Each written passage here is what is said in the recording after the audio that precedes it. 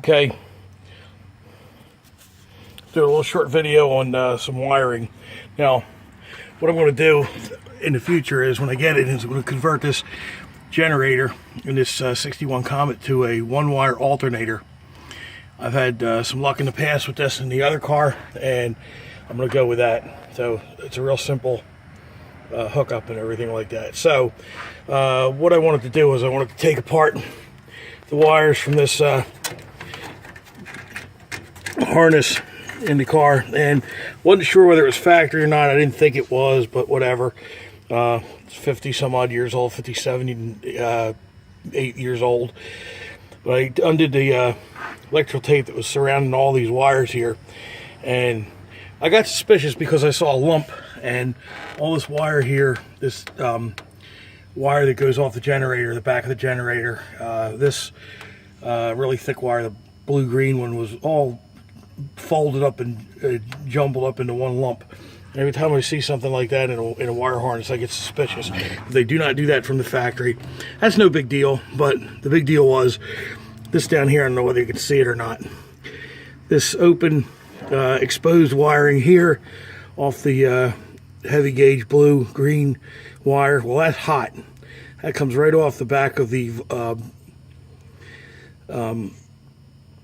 solenoid, right from the battery. So that's 12 volts hot all the time. And all they did was twist the things together, the wires together, fold the exposed end over, and covered it with electrical tape. And they didn't even use a lot of electrical tape. So that was some pretty janky wiring right there. So that's going to be eliminated, as well as this voltage regulator, external voltage regulator that got the tape on.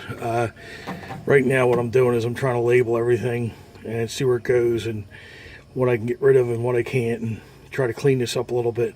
But for now, what I'm going to do is throw a wire nut on top of this in case I have to drive this around or move it or something until my alternator gets in, until we get it wired up and straightened out. But anytime you get an old classic like this, 50 plus, 40 plus year old car, and you look at the wiring and the wiring just doesn't quite look right, that's because it probably isn't quite right.